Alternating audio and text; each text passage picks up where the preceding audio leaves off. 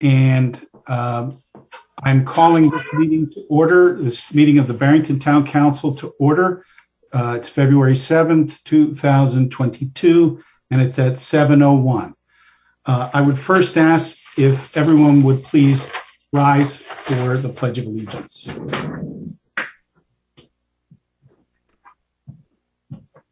I pledge allegiance to the flag of the United States of America and to the republic for which it stands, one nation, under God, indivisible, with liberty and justice for all.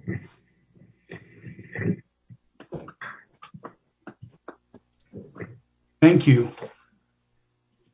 We are, a couple of months ago, we had a great presentation from the Pokanoket tribe, and we are now reading a land acknowledgement at the outset. So I will read that from the Pokanoket tribe. Akine, peace. We recognize the unique and enduring relationship that exists between indigenous peoples and their traditional territories. We acknowledge that we are in the ancestral homeland of the Pokanoket tribe with the original territory of the Pokanoket Nation. We commit to ongoing efforts to recognize, honor, reconcile, and partner with the Pokanoket people whose ancestral lands and water we benefit from today. Akine, peace. Now I'll ask our town manager, Phil Hervey, to take us through announcements. Thank you, President Carroll. I have a few announcements. Hang on a second, if I didn't change my page. So next week on Tuesday, February 15th, at actually 6 p.m., not 7 p.m., the council will be holding a goal-setting retreat. Right now, the plan is to have a hybrid meeting in person at the middle school in the presentation room and also via Zoom. President's Day is Monday, February 21st. All town offices are closed. During that week of President's Day, refuse and recycling pickup will be 1 day later than your usual day. So that means if you had it on Monday, normally it would be picked up on Tuesday and so forth, including on Friday. If you have normally if it's picked up on Friday, it would actually be picked up on Saturday. The tree planting and removal update for this is for the entire calendar year of 2021. There were 78 trees removed, and the town planted 110 trees. Just one additional item: the town last week had a free COVID-19 rapid self-test kit distribution. About 5,000 tests were distributed, including many at Town Hall, the Peck Center for Adult Enrichment, the library, and Tappan. We expect to have additional distributions of these free test kits in the future, not this week, but later on. So that is all the announcements.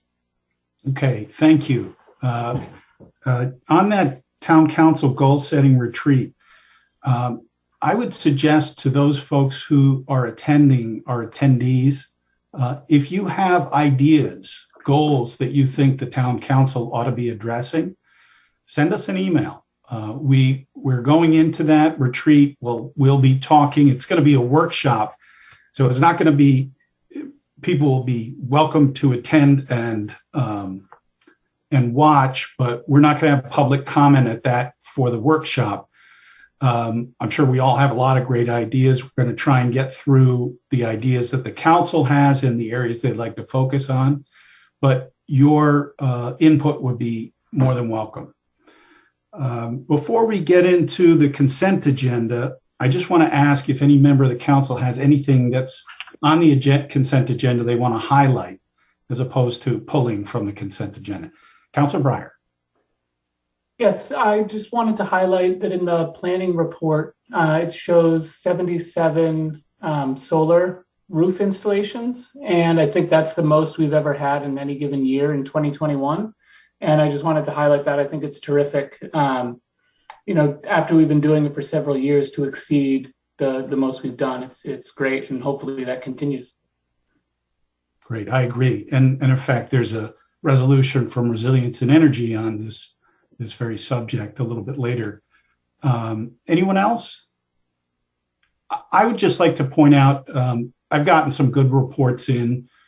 I had a couple of people who were unhappy. At least one of them was satisfied with the follow-up work. But I just want to say a word about our DPW. They really do a very good job. This is not what you call their day job.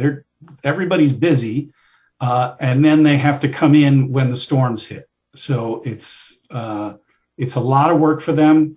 They're not home snug inside, hunkered down like a lot of us were for the snowstorm and the ice storm. They're out there working long hours to get things done. And so I just wanted to let them know that we really appreciate the work that they do. So the next item is the consent agenda. These are items usually considered not controversial. They're considered routine and will be enacted by one motion. There won't be a separate discussion on these items unless a council member or citizen so requests, and the request is for good cause, in which event the item will be removed from the consent agenda and will be considered in its normal sequence on the agenda. Does anyone on the council have anything they'd like to remove from the consent agenda? Councilor Breyer. Item 6, reappointments. And just for a separate vote, no need for discussion. Okay. Anyone else? Anyone who is attending, do you have anything? If you have anything you want to remove from the consent agenda, please raise your hand. Okay, seeing none.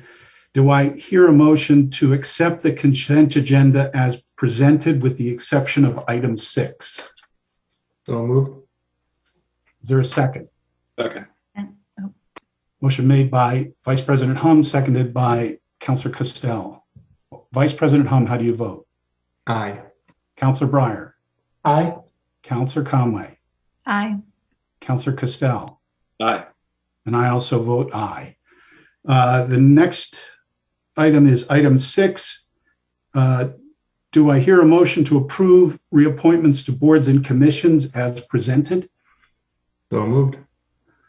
Vice President Hum makes the motion. Is there a second? Second. Seconded by Councilor Costello. Vice President Hum, how do you vote? Aye. Councilor Breyer. Abstain? Councilor Conway. Aye. Councilor Costello. Aye. And I also vote aye. That motion carries with one abstention. Next item on our agenda is interviews. So for the first interview, we've really got some amazing folks, but first interview we have John McIntyre. Is Mr. McIntyre here? I see him on the attendees. Great. Mr. McIntyre, if you can tell us a little about yourself and what you can bring to or bring back to Cemetery Commission. If you can unmute yourself, Mr. McIntyre.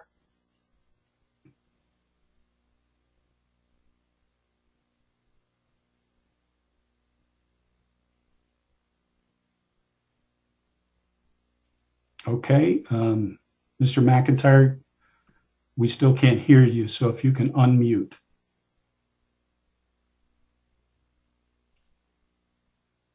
Okay, let's move on to the next one, and then if Mr. McIntyre comes back in, we'll give him another chance. Ray Morris, is Mr. Morris here?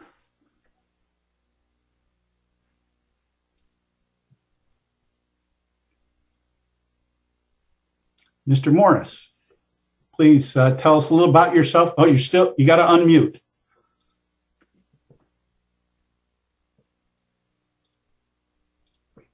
Bottom left-hand corner.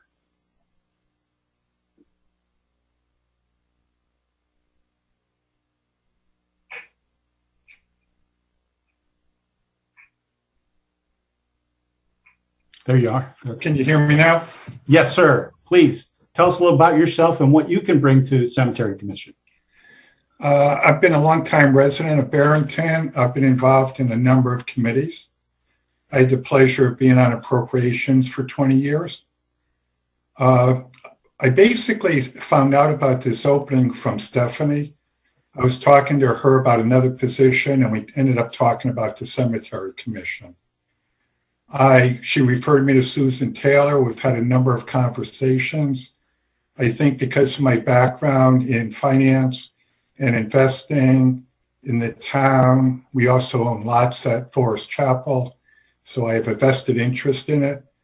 I've met Ensley a number of times, so I feel like I'm qualified and could be a contributing member to the committee. Great. Well, thank you, sir. Does anyone have any questions for Ray Morris? Okay, thank you for your willingness to serve. We will try to get through to Mr. McIntyre one more time, if we can. There he is. I can see him connecting to audio. Sir, if you can tell us a little about yourself and what you can bring to Cemetery Commission. I noticed you've been on it before. Mr. McIntyre can't hear you. Hello? Now I can hear you, sir. Please go ahead. Okay, well, I've been on the Cemetery Commission twice. I have a very good working relationship with the superintendent. I have drawn up the fee schedule that we're still using today. I have found the financial man that we're still using today. I have both sets of parents are there. My wife is there. My wife's family is there. And I drive through the cemetery on a pretty regular basis.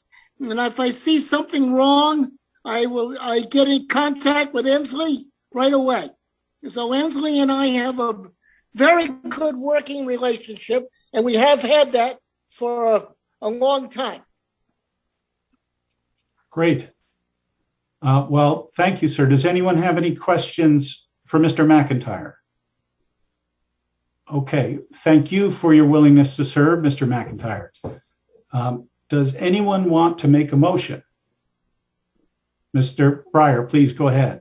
Yes, I'm aware of the Cemetery Commission's interest in finding somebody with a background in finance, and Ray Morris seems to be a good fit in that nature. And so I'm going to make a motion to appoint Ray Morris to the Cemetery Commission as a full member to finish a term that'll expire November 30, 2022.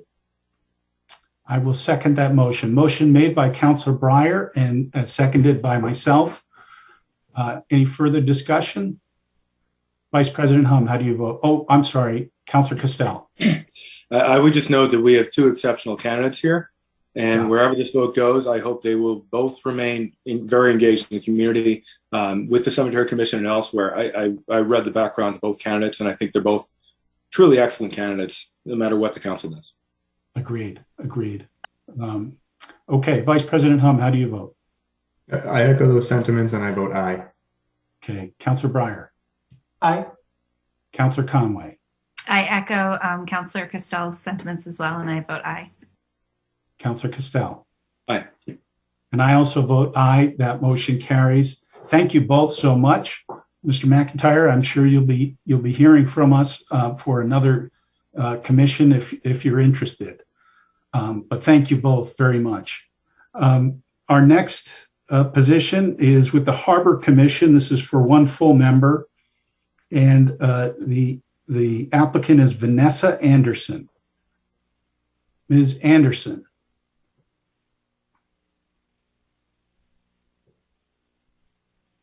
Not seeing. There she is. If you can tell us a little about yourself and what you hope to bring to the Harbor Commission. Hello, everyone. Thank you for the introduction. Nice to meet you virtually. My husband and I moved to Barrington almost 2 years ago, and we've been looking to get more involved in the local community. So when I saw the position was open, I thought it was in line with my interest and experience. I grew up in Rhode Island. I'm an avid sailor and seawoman. I went to Maritime College in New York, and I have a graduate degree from URI in Marine Affairs. I've worked with the Port of Providence to help them implement green initiatives, and have about 10 years of professional experience as well, working with different shipping companies. I consider myself an environmentalist, and I hope to get more entrenched with the local maritime folks here. Great. Any questions for Ms. Anderson? Okay. Thank you very much for your willingness to serve. Thank you. Does anyone want to make a motion? Councilor Costello. I move to appoint Vanessa Anderson as a full member of the Harbor Commission with an expiration date of December 31st, 2024. Great. Is there a second? Second. Motion made by Councilor Costello, seconded by Councilor Conway. Any further discussion? Vice President Hum, how do you vote? Aye. Councilor Breyer. Aye. Councilor Conway. Aye. Councilor Costello. Aye. And I also vote aye. That motion carries. Thank you, Ms. Anderson. Thank you. The next one is Open Space Committee. This is Mr. Tim Twahig. I'm not sure I'm pronouncing that correctly. Very close. Tuhig. Tuhig. Great. Thank you for coming in. And can you tell us a little about yourself and what you can bring to open space? Sure. Good evening, everyone. Thank you for the opportunity to speak here.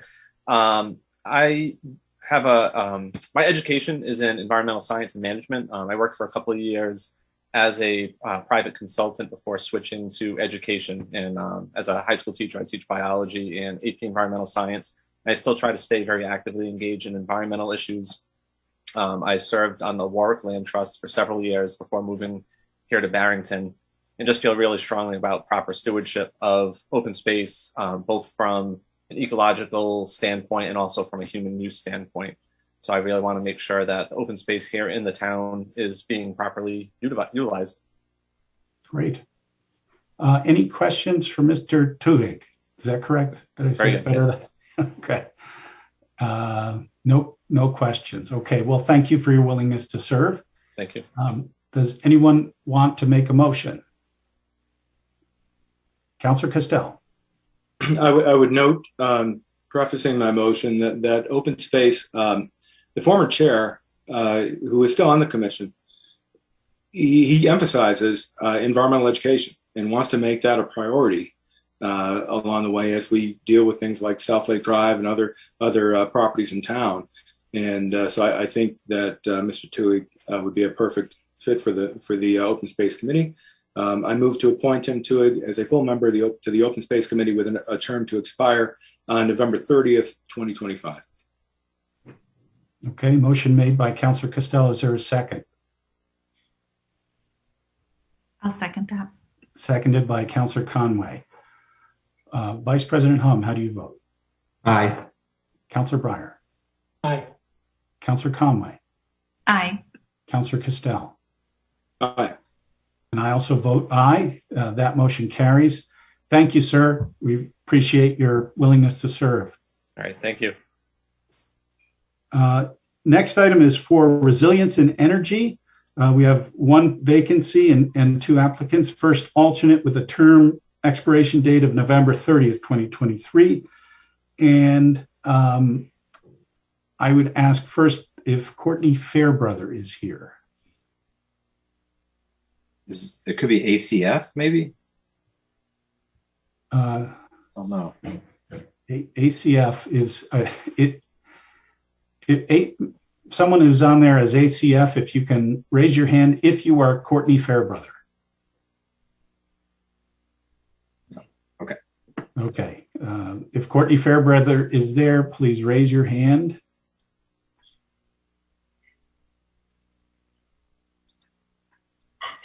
Okay, not seeing Ms. Fairbrother.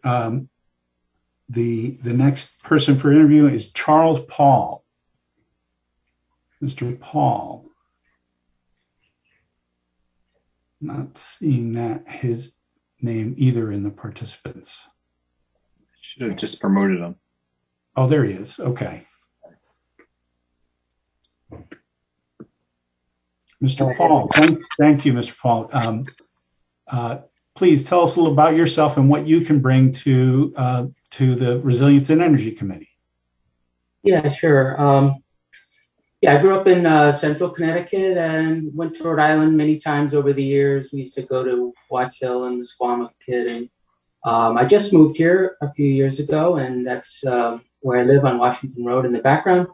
But I've been coming here for a few years, so that's my daughter in the middle there, who moved here in 2018, and my son-in-law, and my second grandchild, which was born this year, and my first grandchild, which was born in 2019, and that's my wife as well. So we're pretty planted here, though we're new arrivals.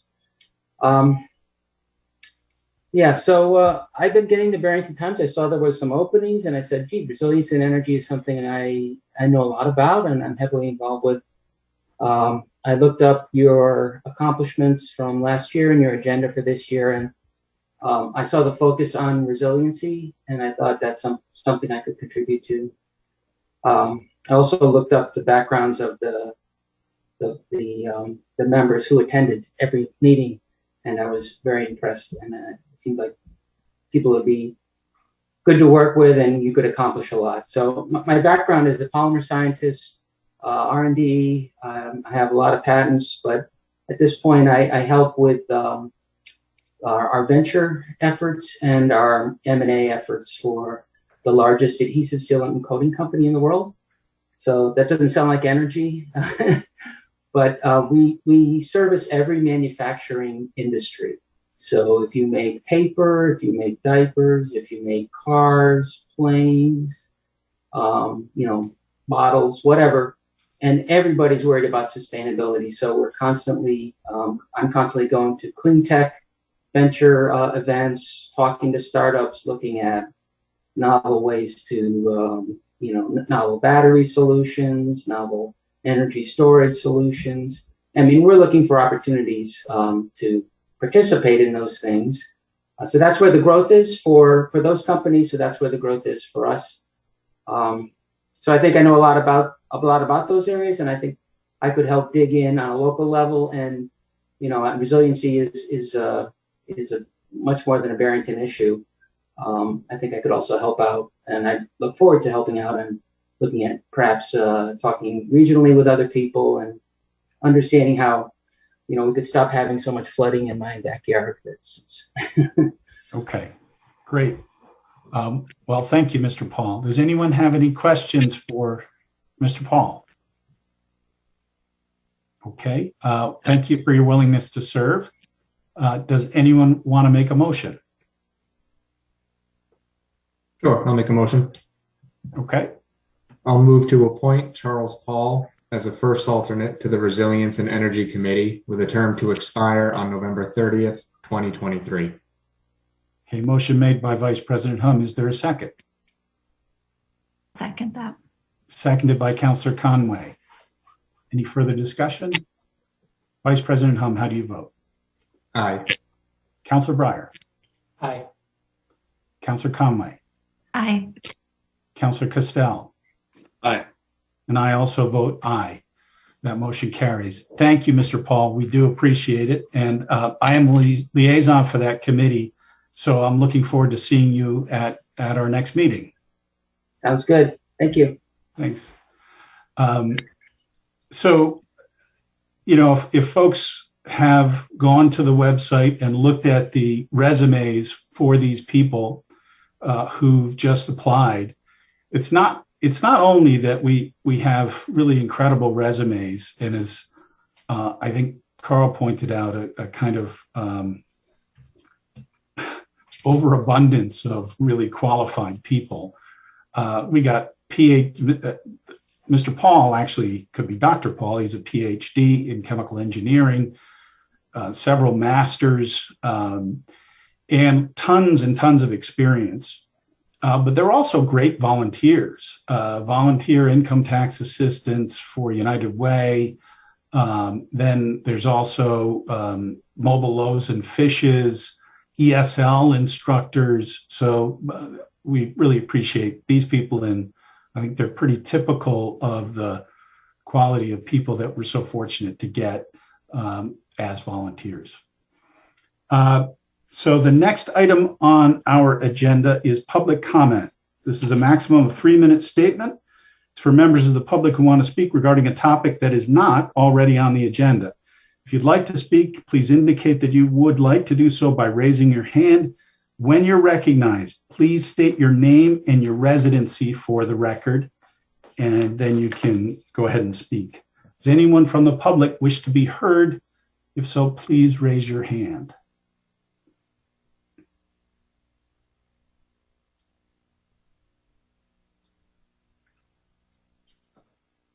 Okay. They are capable of raising their hands, are they not, Phil? Because this style we can't. I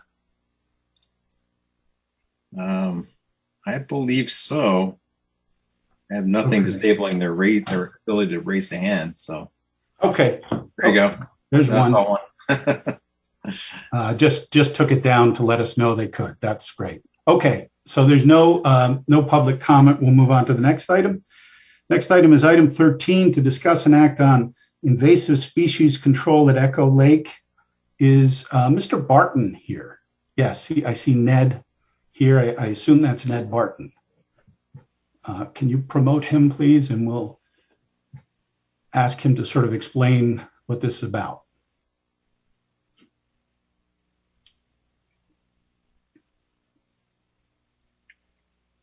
Hopefully that is Ned Barton.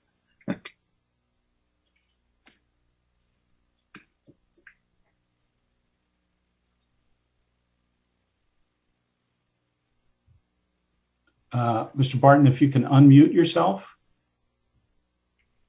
Oh, looked like you did for a second.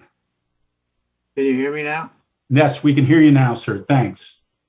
Oh, you're off again. Need to keep the, okay, that's fine. Can you hear me now? Yes, please go ahead. My name is Ned Barton. I represent Preserve Echo Lake in Barrington. Echo Lake's in need of invasive species remediation. Echo Lake is designated as an unprotected open space of 23.5 acres and owned by Rhode Island Country Club. Echo Lake's an important reservoir for the runoff of hundreds of acres of town land. It drains St. Andrews across Federal and Lincoln, behind the post office to Volpe Pond, then underground to Little Echo Lake, Mussachuck Creek, and eventually Narragansett Bay. It also drains Roberta Platte through Lombardi Park to Echo Lake. If Echo Lake were to become a swamp, those areas would be significantly affected. Barrington Open Space Plan of 2011 notes that South Lake Drive, abutting Echo Lake, needs addressing, which has not been done. This plan also mentions the lake as being a recreation area not currently protected. The lake, and particularly South Lake Drive, is used daily by walkers, runners, and bird watchers. In the warmer months, boaters, kayakers, fishermen frequent the lake. If we have a long cold spell, the skaters and hockey players will take advantage of the ice. On a daily basis, I'm sure that over 50 people use the facility, yet this land is not owned or well supported by the town. Approximately 4 years ago, the town supported remediation of the lake to the extent of approximately $5,000. The cost was 4 times that, and Preserve Echo Lake procured other monies from Rhode Island Country Club and residents to fund the project. Remediation now needs to be done again. Many sections of this lake last year had a weed called fanwort, growing to the surface for many acres. The cost of this remediation this time is approximately $28,000, and we need significant help from the town. Preserve Echo Lake, which I represent, will attempt, which is a 501c3 organization, will attempt to procure other monies from those that we solicited previously, but we need substantial support from the town. We're requesting a grant of $20,000 to help us in this project and afford the $28,000 required. Just to correct you, I believe that it was $8,000 in 2017. I didn't look up. My recollection was 5, but yeah. I didn't look it up. So I apologize if I made a mistake. That's okay. I remember this topic when it came up then, and that was and I think you've kind of hit exactly where my sweet spot is. In terms of recreation, I think that's great. It's a beautiful site. But the real issue for me is we need a place to put our water. And more we're going to need a place to put our water. And I've been told, not an environmental engineer, but I've been told that if you let the Phragmite and I guess this other grass just go, it'll eventually become a swamp, and then it'll eventually become a meadow. And a meadow isn't a real good place to put water. Does anyone else have any questions for Mr. Barton? Yes, Vice President Hum. Hi, thank you. And thanks for the presentation, Mr. Barton. I agree. This sounds like an important project. My questions are a bit about the history. I'm not quite sure that I'm following from the materials in terms of what has happened since the 2017 approval for our materials say, a little over 8,000. The materials that we have indicate that the 501c3 has about $1,000 left and was granted about a little over 8,000 from the town. So I'm wondering if you can kind of explain the difference between that request and this request and what type of work has occurred in between. Well, when the town monies were given to the 501c3, we spent all of those monies. Since that time, we procured $1,000 from the Bank of Newport or something. I forget now what they had, but they offered us $1,000, so we took advantage of it. And since that time, we've had another $3,000 to $5,000 donated through myself and another individual to get the ESS report, which I believe that you have a copy of, showing the condition of the lake. So the current bill is approximately $23,000 for remediation and approximately $5,000 to get the CRMC and the DEM permits for the project. Does that answer your question, sir? Yeah, thank you. I think it answers it in part, but I'm just wondering if I can dig a little bit deeper. Sure.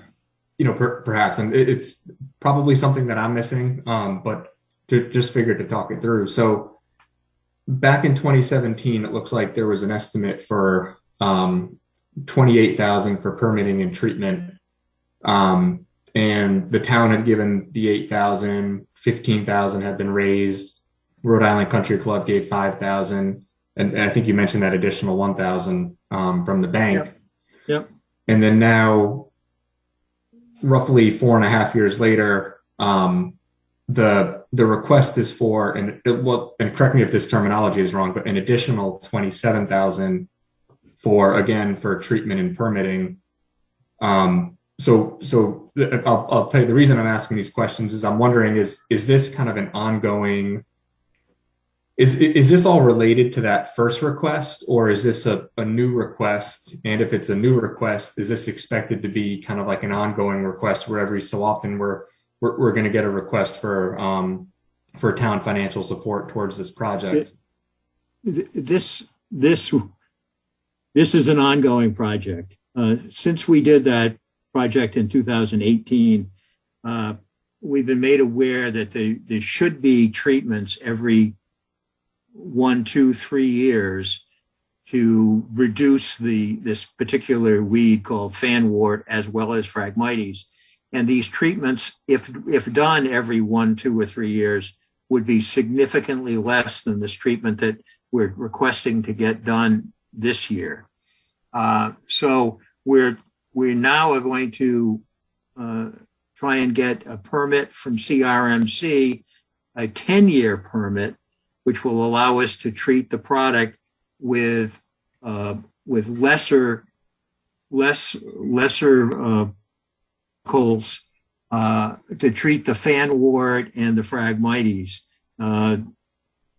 that are better suited for doing this project. The original chemicals required or because it's so it's everywhere in the lake. This fan ward is, and so I'm hoping that we can get monies maybe from the town, but with neighbors and RICC in the future, because I'm led to believe that future years might be $3,000 to $5,000 level to treat the lake. But it's important to continue to treat the lake for fan ward. If no one knows what fan ward is, if you look at your kids or remember your kids that brought home a goldfish, well, and there was green stuff in the bowl, that was probably fan ward, and people dumped their goldfish and their weeds into the lake, unfortunately, and that's what's there. Okay, no, I appreciate the explanation, and thanks for all your work on this. So, Councilor Costello, please go ahead. I'll ask my question after you're done. Just to piggyback on Vice President Hum's question. So you foresee then that the cost would be a de-escalating regular cost. And I'm assuming that we're thinking a little bit just in terms of if we're going to be doing this on a regular basis, we should be budgeting for it. We should be thinking about this in terms of an ongoing thing when we project forward.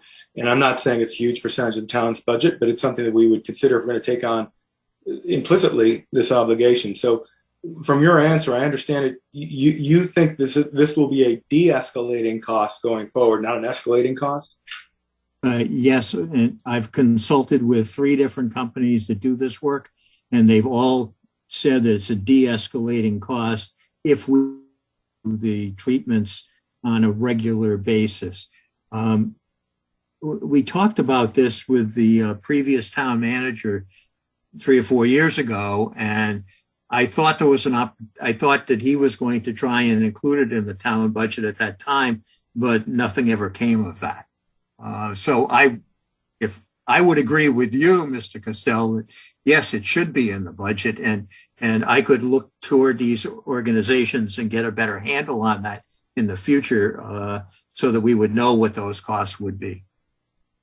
Okay, and you mentioned, and this is for the fan wart. You've mentioned there's a native species in there as well that is just overpopulated, and this is included, treating that as well as a coontail or something like that. I think that is included in these costs as well. Yeah, this treatment is for the fan wart basically. There's coontail, there's daylilies, pond lilies in there. Some of them may die with this treatment, depending on the concentrations, but that's not the intention of this. The intention is to kill the fan wart. Okay, and that goes to my final issue with it.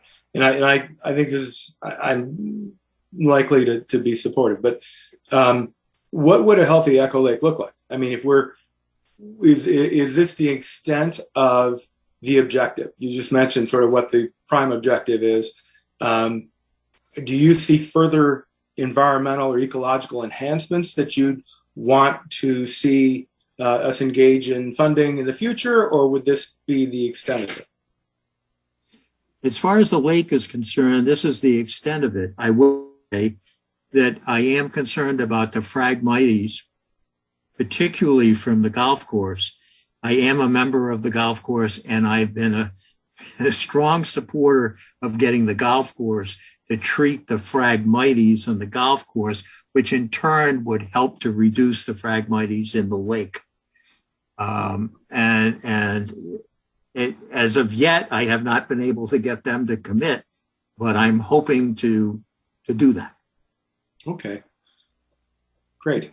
I appreciate that. We'll make a note of that, and I appreciate your work on this and your straightforward answers to my questions. Thank you. I have a quick question. Thank you. And I also want to echo, I appreciate the efforts that you're putting in, because clearly this is a passion project for you, and I appreciate all of the time and effort. An expensive one, it sounds like. You mentioned that the lake is owned by the golf club. I just want to make sure I understand who actually owns the property that the lake sits on. Rhode Island Country Club owns Echo Lake. I happen to my property abuts the lake, and they're Yeah. a abutter of mine. Yes. Okay. Yep. It is Rhode Island Country Club that actually owns the property.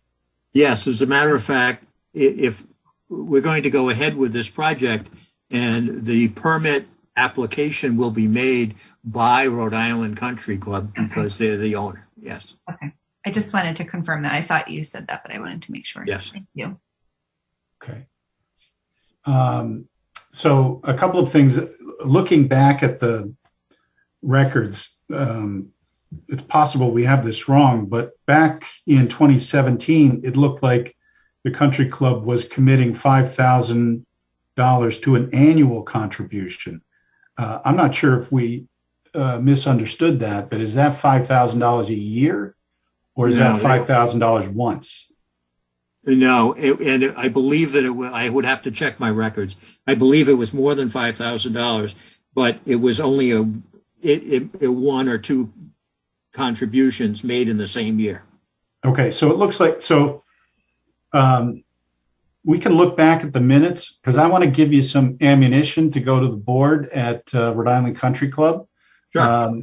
And it looks like they had a $15,000 contribution and then a $5,000 annual contribution thereafter. We'll look at the minutes, and maybe that's something you can go to them. I would say too that there might be a possibility of a grant for something like this, but it would have to be the country club going for the grant. The problem I think we run into with sort of taking over responsibility for private property is, this is someone else's land. Contributing to it because it's a benefit to the town is definitely something we did in the past, and I would support doing in the future. But I think the country club is going to have to come up with some money on this. Councilor Costello, please. Go ahead. And I agree, because that would also, on an ongoing basis, give us a sense that the country club is interested in preserving it properly. And you don't, if it's their property, there may be actions they take with regard to that property that we can't anticipate. And so for us to have some level of certainty going forward would be really helpful and make us more confident in taking action to preserve what is private property with public benefits. Yeah. I totally agree with your comments, and I absolutely will be petitioning Rhode Island Country Club for a substantial contribution to this.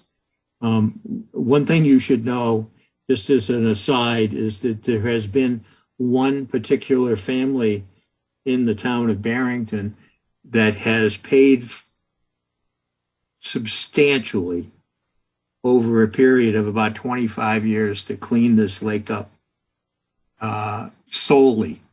And when I moved here, I said, this is wrong. We need to get everybody else to participate with this project, meaning Rhode Island Country Club, neighbors, and the town. This area is, I think it's very important for a lot of different reasons.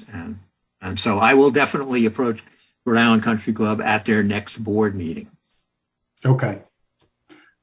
So in the meantime, I think what I'll recommend is that we send this to a couple of our committees and ask that they get back to us by April 4th. And those would be the Conservation Commission, and I'd say Energy and Resilience. Conservation Commission for obvious reasons, but Energy and Resilience, because I think this is really a part of resilience in the sense that, when the flood comes, we need a place for it to go. That's right. So unless anyone else has any questions for Mr. Barton, I'm prepared to make a motion. Okay. I'll make a motion to refer the request to the Conservation Commission and the Energy and Resilience Committee for a recommendation to be presented to the council at the April 4, 2022 meeting. Seconded. Motion, I made the motion. Vice President Hum has seconded. Any further discussion? Vice President Hum, how do you vote? Aye. Councilor Breyer? Aye. Counselor Conway, Aye. Counselor Castel. Aye. And I also vote aye. That motion carries. Thank you, Mr. Barton. Thank you very much. Next item on our agenda is to discuss and act on the, wait, let me just make sure. Yes, Senior Services Advisory Board. They would like to amend their mission statement. Phil, is anyone here to talk about that, or do you want to just take us through what they're, basically it looks like they're modifying it to explicitly add kind of advocacy and advising to their mission. I expected somebody from the board to attend, but Michelle, is this something you can speak to? Are you here? There you are. Yeah.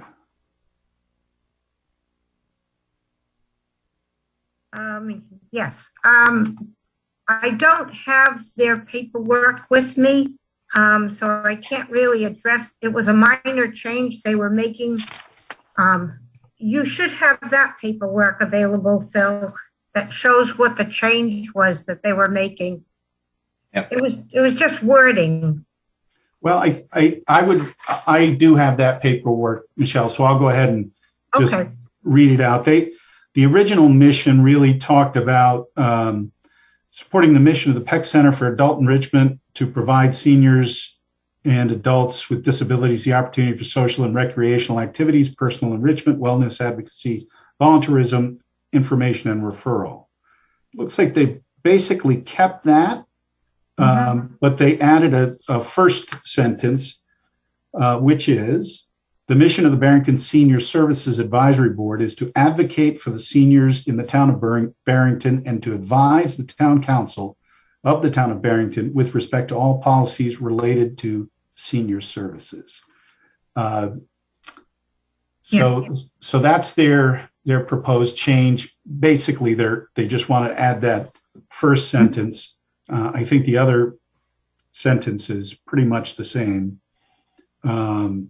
Yes, they just felt that their role encompassed more than overseeing the Peck Center for Adult Enrichment, that they were actually involved in a lot of senior service issues on a local level and sometimes even on a higher level that impact Barrington.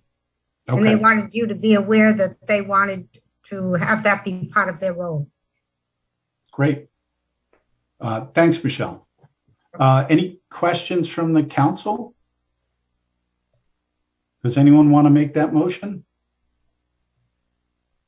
I'll make the motion to adopt the Senior Services Advisory Board amended bylaws, updating its mission statement as presented. A motion made by Councillor Conway. Is there a second? Second. Seconded by Councillor Castel. Mr. Hum, second. Vice President Hum, how do you vote? Aye. Councillor Breyer. Aye. Councillor Conway. Aye. Councillor Castel. Aye. And I also vote aye. That motion carries. Thank you, Michelle, and thanks to the Senior Services Advisory Committee. Next item on our agenda is to discuss and act on the liquor license with Prince Ali's Kebabs, and this is Councillor Castel's baby. So if you could take us through this, Carl, tell us what they're hoping to achieve and what the change would mean. Thank you, President Carroll. We earlier this year we granted a liquor license to Prince Ali's Kebab.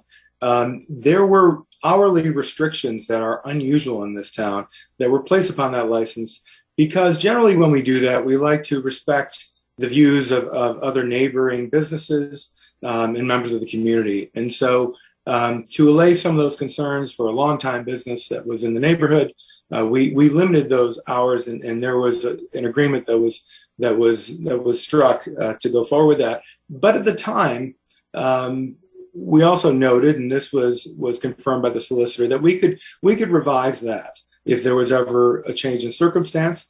That change in circumstance has happened. And we have a new owner of the business that was advocating strongly for the restrictions. And the new ownership of that business is supportive of a license that would be commensurate with those that we have throughout the town without the hourly restrictions. And they have agreed to support that. And so I think that Prince Ali's Kebab has been a very welcome addition to the community. And I think it's been extremely well received by the neighbors. And so I am proposing that we allow a public hearing on this, and we add that to the agenda for our next meeting. I can make a formal motion on this, but I'm leaving time for other questions or concerns, whereby we would then address that at a public hearing after proper advertising consistent with state law is ran, and that would be covered by Prince Ali's when we go forward with this. And so what we're really doing is giving them a license that is equal to the licenses of other businesses that also don't have people objecting to the normal service hours of alcohol. Any questions on this? Okay, and they would, so as in a normal liquor license application, they would cover the advertising costs and the costs of Prince Ali's has agreed to cover the advertising costs, and the business that has changed ownership has agreed to offer to support a full unrestricted license without the hourly restrictions.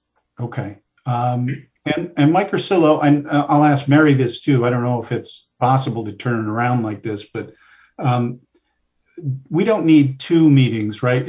If we make a motion to put this on, can we put it on for a public hearing? We'll need 3 weeks of advertising, I think. Can we put it on for a public hearing for March? So subject to Mary's input, you can vote on this tonight to put it on for public hearing for March 7th. I believe it will work, but let's see what Mary has to say. Mary, is this too tight a time frame to get it on for the? I think it's possible. Can you hear me? I think it's possible, and I believe that the advertisement is usually during the course of the year when the renewals are up. It has to be advertised 14 days before the public hearing. I believe twice. I have to double check on that, but I think we can do it. Okay. So, Carl, do you want to make a motion? It's March 7th would be our next date. Do you want to make a motion for that? Yeah. I move to, after proper advertising pursuant to state law, schedule a public hearing on the Barrington Town Council's March 7th, 2022 agenda to consider the amendment of the liquor license granted to Prince Ali Kebab, 305 Soames Road. The purpose of this hearing is to consider removing the special restrictions on hours of alcohol service in light of an agreement reached with the new ownership of a neighboring business. Okay, a motion has been made by Councilor Castell. Is there a second? Second. Seconded by Vice President Hung. Any further discussion? Vice President Hung, how do you vote? Aye. Councilor Breyer? Aye. Councilor Conway? Aye. Councilor Castell? Aye. And I also vote aye. That motion carries. Next item on the agenda is to discuss and act on an agreement between Rhode Island DEM and the town and J.H. Lynch and Sons Incorporated.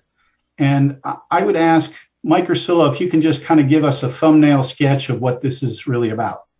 Sure. The town contracted with J.H. Lynch and Sons to close what we call landfill number 3, which is located in Upland Way. That happened back in 2017. Contract was entered into. They were hired to do the work.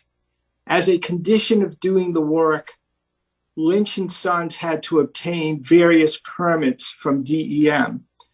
One of those permits one of the provisions of the permits involved having adequate erosion and sediment control around the landfill while the work was being done to close it. Apparently, in January of 2017, during a rain event, the erosion controls failed. As a result, sediment-laden water made its way into Volpe Pond. So DEM cited the town and Lynch for that violation of the sediment control. Now, the town had to be involved because obviously the town owns the property. So the owner in all of these DEM NOV matters is always noticed. We had a meeting with DEM shortly thereafter. It was clear right from the very beginning that this was an issue that Lynch was responsible for. Lynch was who we contracted with to do it the correct way. This event occurred, and they had to remedy it. So Lynch did what is normal. The normal course is to basically deny and then negotiate.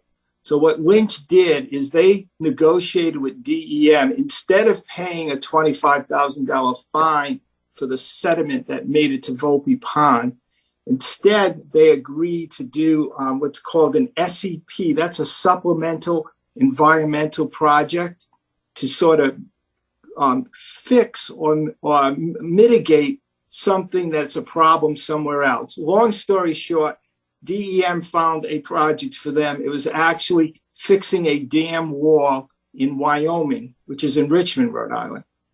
So over the last 3 or 4 years, all of that's been in progress.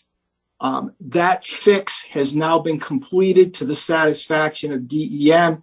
So now we're at the point finally where they're going to close out this whole NOV, and the town has to be a signatory only because the town owns the property, not because the town is in any way liable.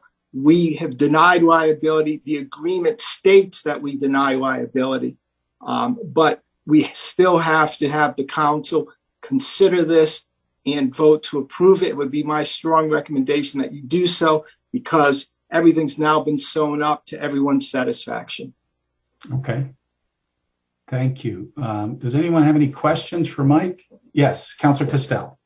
Is it standard practice or in any way common where when a settlement is negotiated like that with regard to property in one community, that part of the settlement is to remediate property in a different community? Or do you think that we're giving something up as a community? Kyle, it has to be within the state of Rhode Island, and it takes a while because finding something appropriate to mitigate always takes time. But yeah, the answer is that apparently there was nothing in Barrington that could be fixed, so to speak, or remediated in order to offset the $25,000 fine.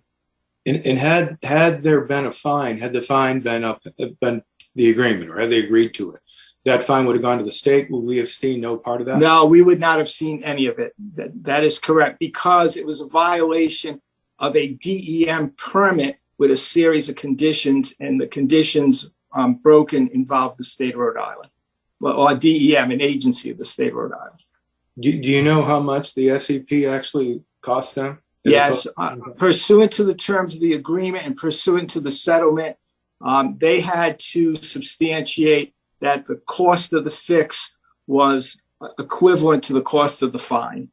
So okay. The reason DEM does this, rather than collect a hunk of money, they'd rather see the money go to remediate something. So this is very common, and it's the usual course of events. It's very rare that someone just pays out the fine because, frankly, DEM would rather, for environmental reasons, see the money used for something else. Okay. Thank you, Mike. Okay. And just to be clear, although that remediation that we've been talking about was in Richmond, Rhode Island, they fixed the issue very quickly. Oh, yes. Oh, absolutely. So, I'm sorry. Good point, Mike. All the sediment control, erosion control measures were immediately replaced, and yet that never happened again. Okay. Good point. Very good point. Any other questions or comments from the council? Okay. Does anyone want to make a motion? Okay, Vice President Hum. I'll move to approve the consent agreement as presented between the Rhode Island Department of Environmental Management, the town of Barrington, and J.H. Lynch and Sons Incorporated for the purchase of resolving alleged violations set forth in a notice of violation issued to J.H. Lynch by the Rhode Island Department of Environmental Management regarding landfill number 3.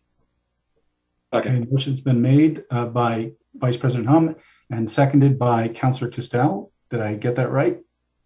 Okay, seconded by Councillor Castel. Any further discussion? Okay, Vice President Hum, how do you vote? Aye. Councillor Breyer. Aye. Councillor Conway. Aye. Councillor Castel. Aye. And I also vote aye. That motion carries. Thanks for the explanation, Mike, and Alan. Thanks for your work on this too.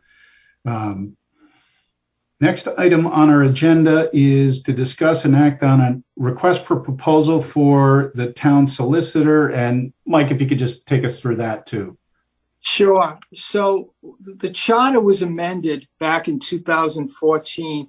There are a number of amendments to the charter. What the charter provides is that the council has the ability to hire a solicitor for an indefinite period of time, subject to the amendment, which was, but that indefinite period should not be any longer than 5 years. It wasn't written all that well, but basically every 5 years, the council should be putting out an RFP for solicitor services. We are now beyond that period. I came across it, frankly, when I was doing research for the council on the term of the probate judge. And it just so happens that the probate judge provisions of the charter and the solicitor provisions are adjacent to one another. And I started reading it and said, oh my God, we need to do this. So I've prepared a proposed RFP that would be published by the town through Phil's office to solicit legal services, so we're in compliance with the charter provision. Great. Any questions? Yes, Vice President Hum. Thank you. And yes, Mr. Ursullo, I was confused by the first sentence and the third sentence of the ordinance too. Was that something you'd recommend that we amend at some point to clean it up, because it is inconsistent? It's very inconsistent, and I would recommend that at a future point, but what we should do, Rob, is there are probably other items in the charter that need to be fixed, cleaned up, revised, and we should do, not more than 3 or 4 or 5, but certainly not just do that one. Makes sense. It's a good idea, and I certainly can come up with language to fix that. Okay. Great. That makes sense. Thank you. Any other questions? Does anyone want to make a motion? Okay, Vice President Hum. I'll move to approve the issuance of a request for proposals for town legal services as presented. And that motion was made by Vice President Hum. I will second that motion. Any further discussion? Vice President Hum, how do you vote? Aye. Councillor Breyer. Aye. Councillor Conway. Aye. Councillor Castel. Aye. And I also vote aye. That motion carries. Thanks again, Mike. Next item on our agenda is to discuss and act on resolutions. And the first is Code Chapter A225, the fee and fine schedule. This was Parks and Rec has, Phil, am I correct in saying Parks and Rec proposed a doubling of the day pass cost for visitors? There's no day pass for, or is there a day pass for residents? $5. Okay. The Parks and Rec Commission voted in December to double the fee from $10 to $20 on weekends and holidays. Right. Weekends and holidays. So it went from $10 to $20. We kind of we ran into this every year, and until COVID hit, the answer every year was we've never ever turned away a Barrington resident. And then when COVID hit and people were just dying to get outside, and Barrington residents started coming in droves. And so we began cutting off earlier and earlier day passes. That's the way it had worked. If the paved parking area filled up, then they would stop selling day passes, and then the grassed parking area would fill up, and we wouldn't end up turning people away. But they had to start doing it earlier and earlier in the day. I don't know if this was in response to that, or if it's just a suggestion on fundraising. Councilor Breyer, or I can't remember is it Councilor Conway on Parks and Rec? Councilor Breyer, do you know what the source of this was? Vice President Hom is actually the liaison to Parks and Rec. Thank you.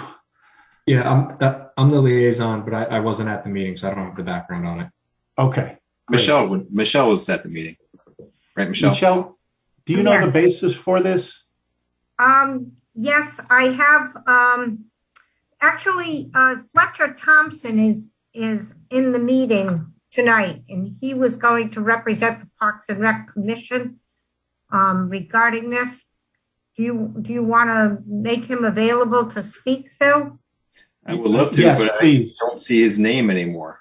He's at the top. He's got his I'm hand sorry. raised. You sure did. He moved up. Oops. Hang on a second.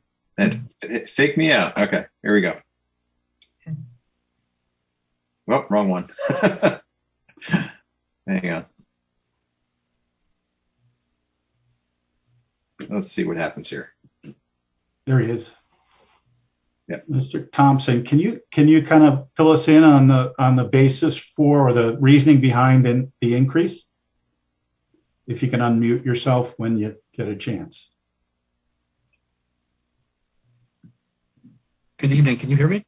Yes, can hear you now. Hello? Yep, we can hear you now. Thank you. Sure. No, I appreciate it. So at the December 16th meeting, the commission discussed the issue of the non-resident daily beach pass rate for weekends. And, it's currently at $10, and there was a unanimous suggestion that it be raised to $20. The rationale being that when we looked at other places like Bristol, for example, their day rate for a weekend or holiday is $20, and our rate is only $10. And so we were looking to keep the rates sort of consistent with other beaches that are, we consider to be similar in terms of quality. And, obviously any of the collected fees would go to the, the services that are provided, at the beach. But that was sort of the rationale. It wasn't meant as a sort of deterrent for folks to come to our beaches necessarily when it's open. It was more to bring it in line with Bristol's policy. Okay. Thank you. Any questions for Mr. Thompson? Yes, Councilor Breyer, please. So I'm just curious. We've heard a lot from residents in the beach area that there's parking is an issue. Folks come from out of town and park in the streets where there's no parking, and it creates a safety hazard. And I wonder if that was considered when evaluating increasing the day pass, because I think it could have possibly a positive effect or possibly a negative effect. And I'm just wondering if it was discussed. And then also if the better promotion of parking at NAAT school has been discussed as part of this at all. To sort of take the second issue you had raised about the NAAT school and advertising that more, I think at some point it was raised that folks do have an opportunity to park there, but I would agree with you that it's not advertised well, and I think that's a good idea, though it was not raised in our discussions. As far as the illegal street parking, it's really, the discussion that I recall was about the potential for folks, illegally parking closer to where the monastery is, so that they could just go down the public access ramp in order to circumvent the sort of the system that we have in place for parking at the beach and for sort of a crowd control. But in terms of, increasing the rates by to $20 on for a vehicle, regardless of how many people are in it on a weekend, I don't believe that was a concern that that we discussed.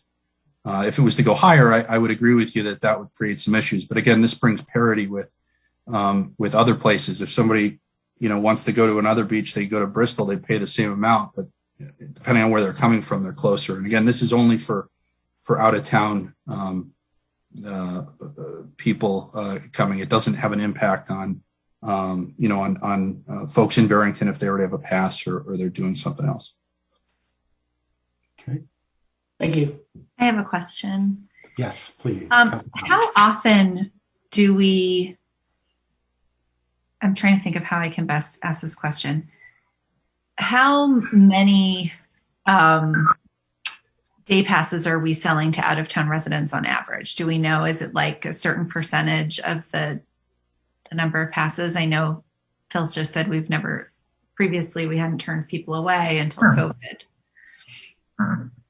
Well, if I can answer that, I don't have exact numbers right at hand as to how many day passes we sell.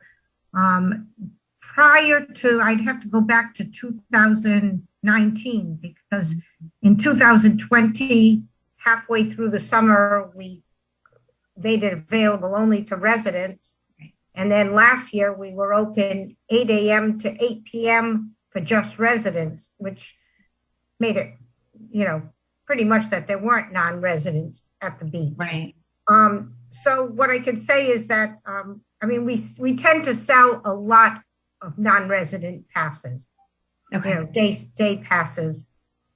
What was your other question, Annalee? Well, it's more what the mix is of the residents and non-residents, and then how many non-residents we turn away. Well, what happens if I'm not sure you're aware, whenever the beach reaches maybe like 8 spots left on the parking lot, we stop selling to non-residents. We don't allow non-residents in. And at that point, we open the overflow area and we park only residents. And that's for the rest of the day. So once we open the overflow, we don't go back to selling day stickers to non-residents. So it's really only those weekend and holidays, right? It's not. Yes. During the week, it's generally not congested at the beach. Well, it was the 2020 when we had COVID, and that was the reason why we ended up changing the policy. But generally, it's weekends and holidays. If the weather is beautiful, that you will have a lot of congestion down there, a lot of traffic in and out all the time. So, and at that point, then yes, a lot of the weekends will open the overflow. We may not fill the overflow area, but we do open it often. Okay. Any other questions for Michelle or for Fletcher? Okay, Anthony Arrico had his hand raised. If he wants to comment. Anthony, do you want to raise your hand if you want to comment? Okay, you do. Mr. Arrico.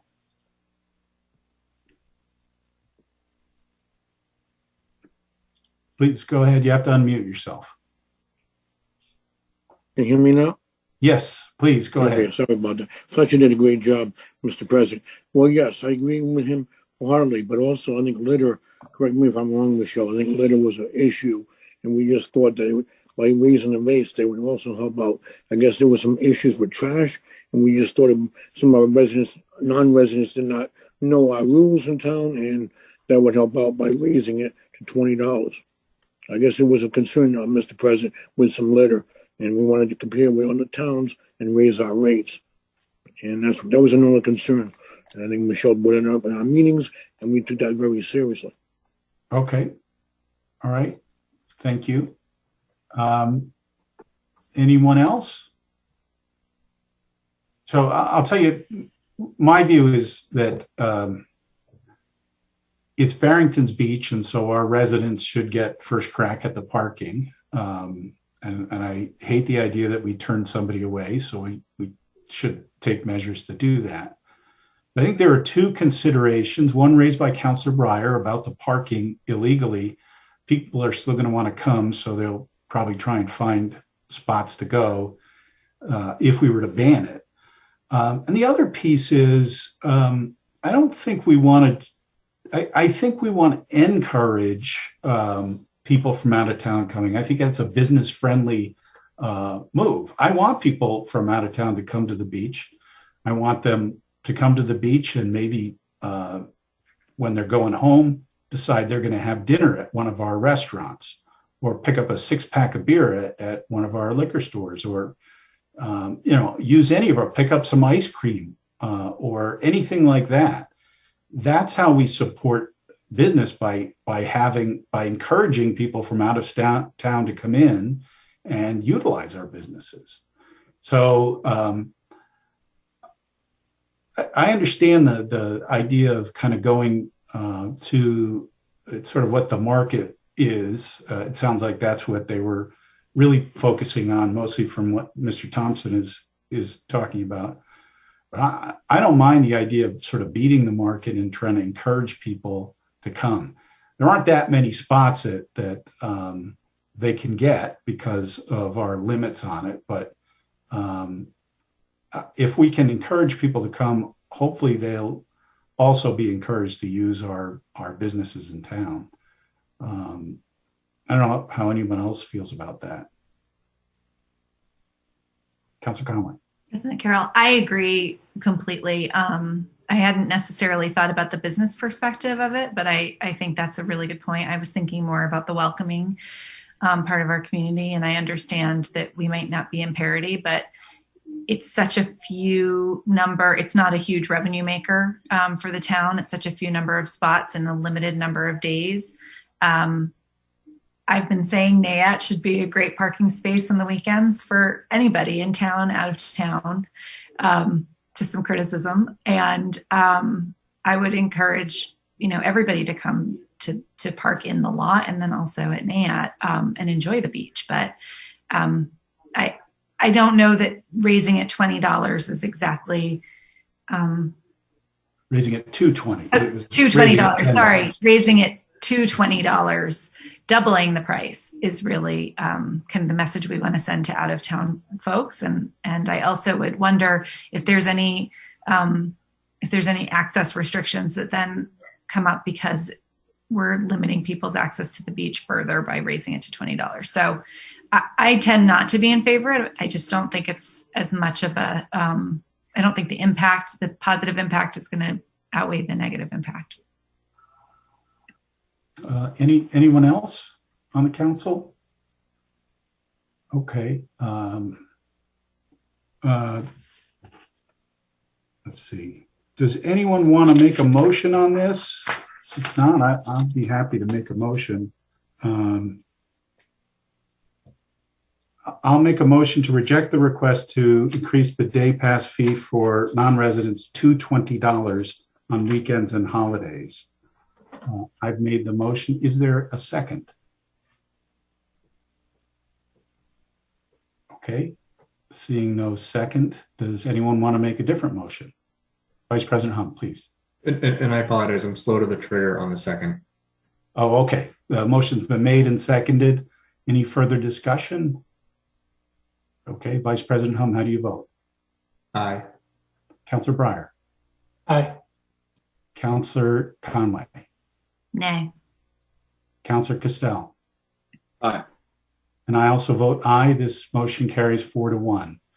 Thank you, Mr. Thompson. Totally respect what the Parks and Rec folks are doing, but as I said, my concern is I'd like to get people into town to be using our businesses. So that's sort of the basis of it. But thank you very much, and thanks for serving on Parks and Rec. Thank you.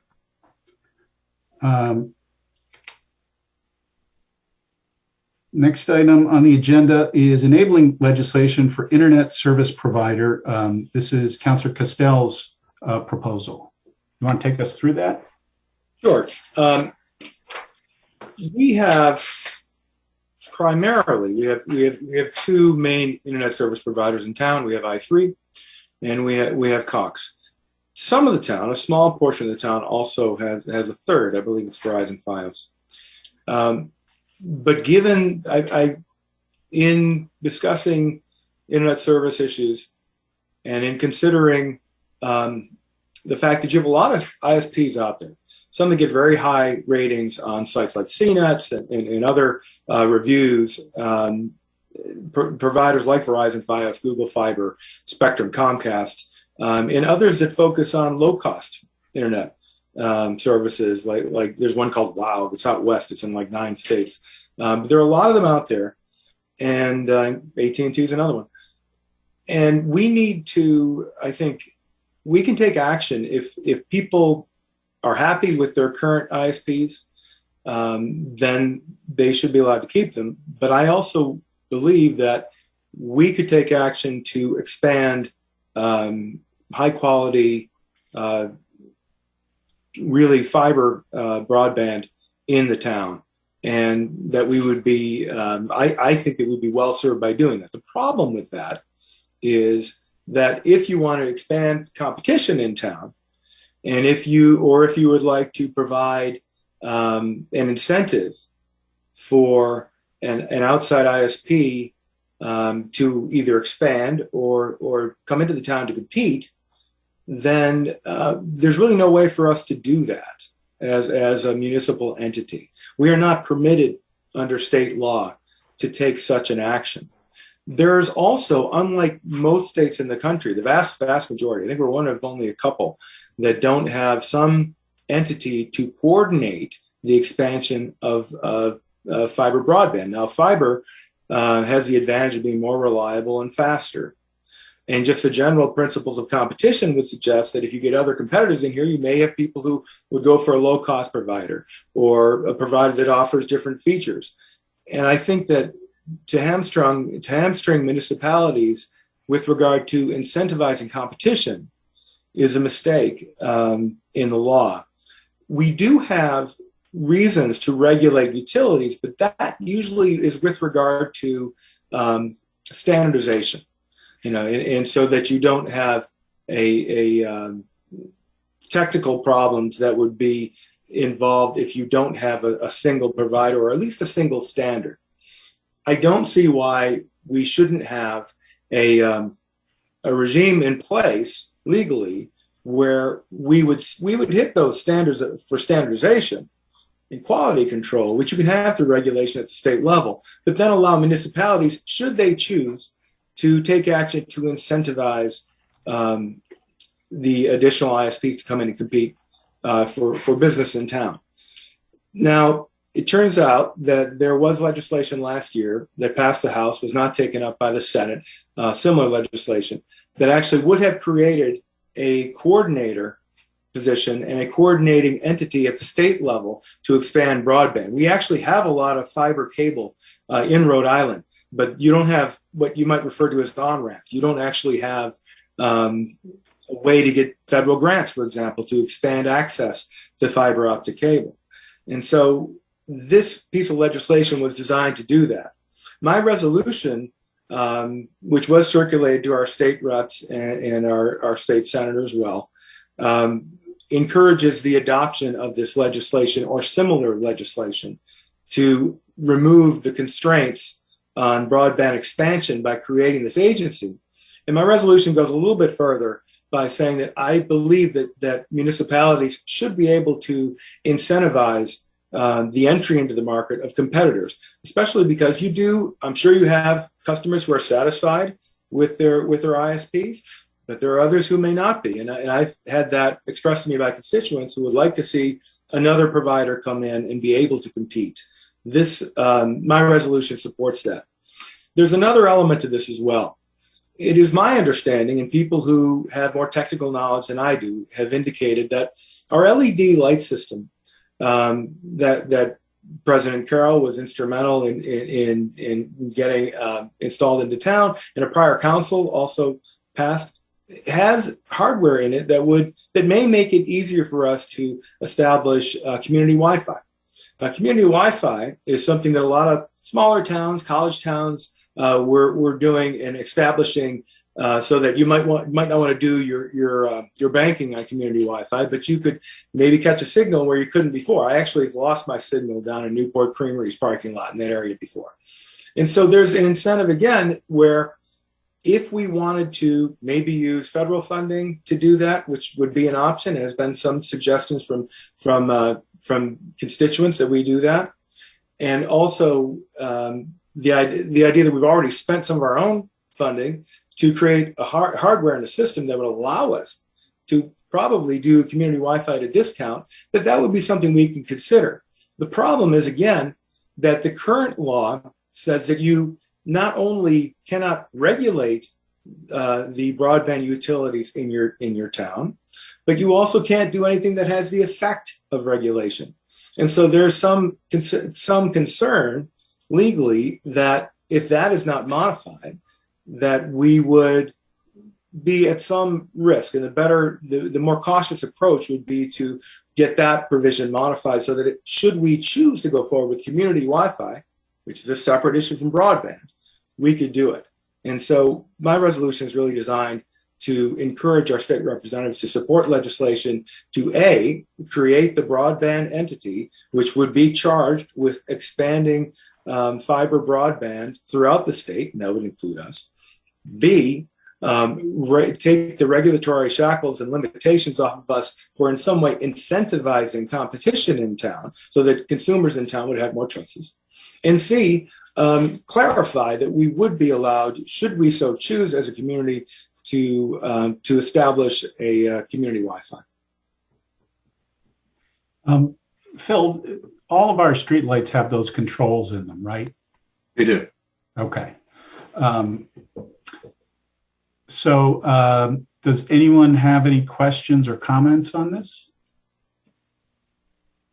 I make one suggestion, and I looked at it, and the reason is that it's very minor. In the now therefore clause, rather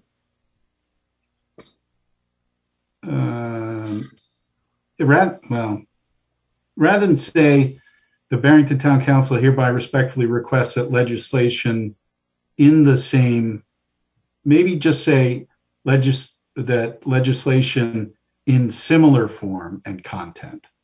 And the reason I say that, I just, sometimes you get in there and you find out that maybe there's a better option that does everything you want plus, or we hadn't considered something. And so, no, I agree with that. I'm asking them not to hamstring us, and then I'm hamstringing them. Well, Jason is really very good. Jason Knight is really very good at, recognizing this part is going to fly. We might want to tweak it this way to get it past the majority. So with that change, just changing Mary number 1, legislation, instead of saying in the same form, say legislation in similar form.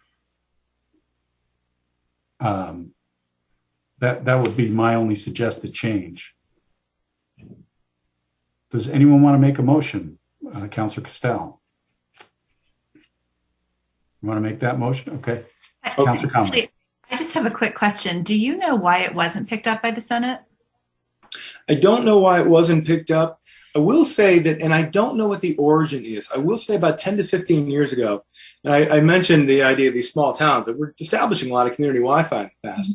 You did have the American Legislative Exchange Council and other lobby organizations come in on behalf of telecommunications firms and try to stop that. And they actually passed laws right at the state level and the local level forbidding the establishment of community Wi-Fi. And so I don't know if that's the history here, but I do think that the current law certainly serves the telecommunications companies more than it serves local communities. Okay. Councilor Breyer.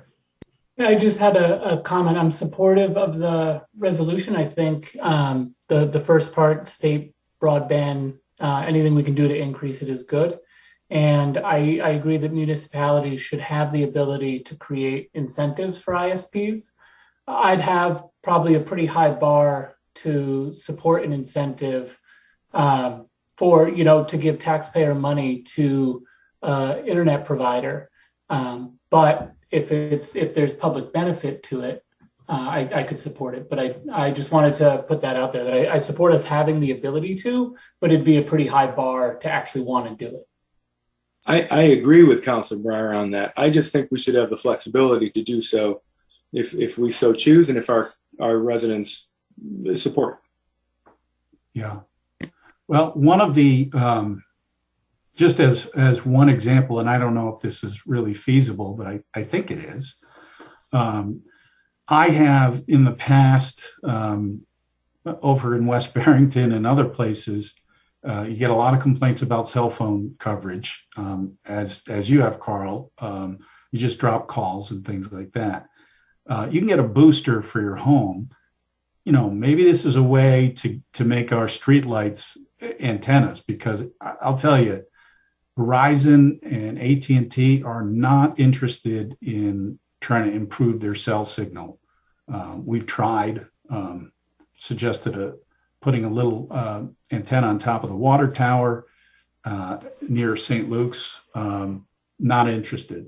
So maybe this is a way to address that, but it will sort of cross that bridge once we find out the cost and whether the cell providers would pay it.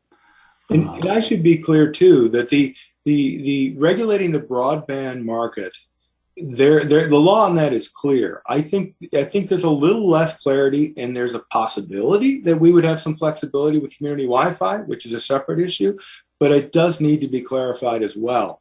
Just if you're going to take the cautious approach, you'd want that expressly in the law. And so that's really why I included it here.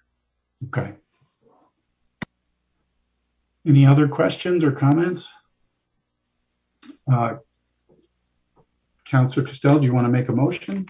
Sure.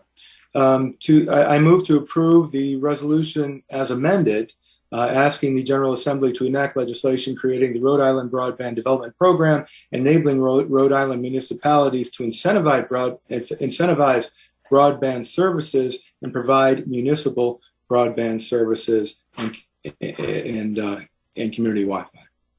Okay. Is there a second? I'll second it.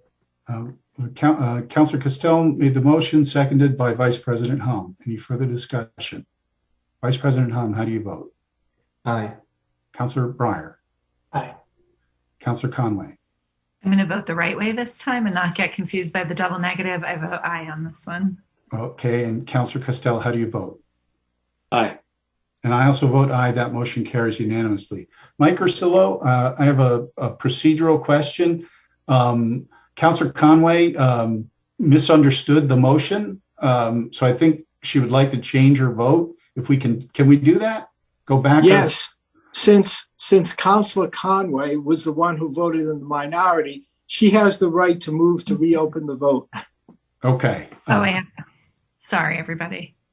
Do you so move? So moved. Okay, I'll second that. I guess we have to vote on whether we can reopen it, and then we'll revote. Vice President Hum, how do you vote? Voting to reopen, aye. Yes, voting to reopen. Councilor Breyer? Aye.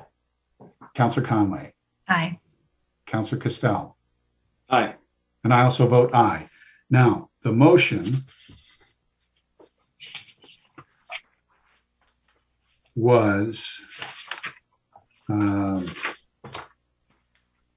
to reject the request to increase the day pass fee for non-residents to $20 on weekends and holidays, the effect of which would be to keep the fees at the same place. Do we need to make another motion on that?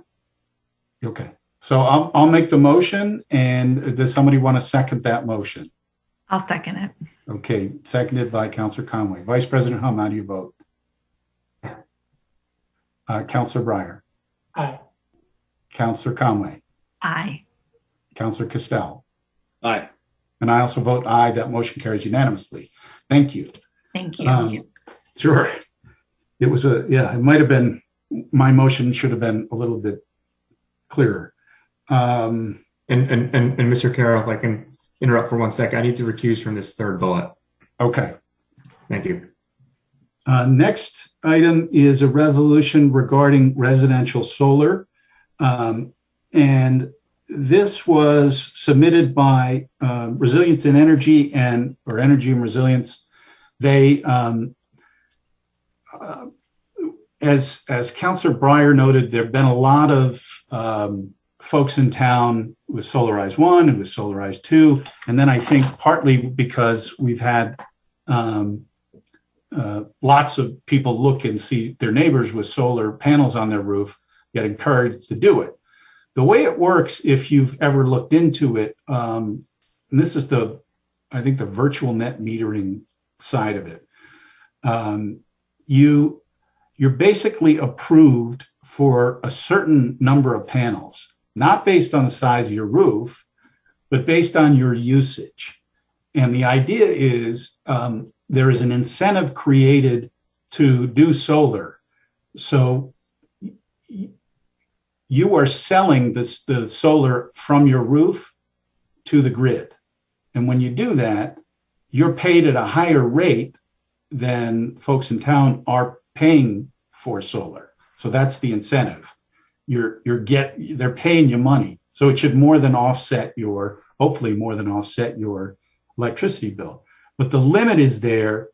I suspect, I don't know that this is true, but the limit is there so that the National Grid isn't going to have to pay more money than is being generated that you're using. And so this resolution would ask for a change to that law so that those who want to could kind of fill up their roofs and put as many solar panels as they want on the roof, just as long as they'd fit. And that money, the solar would be returned to the grid. And as I read it, they're doing this. The purpose of the proposal is to just increase the overall amount of solar, and this would be a way to do that.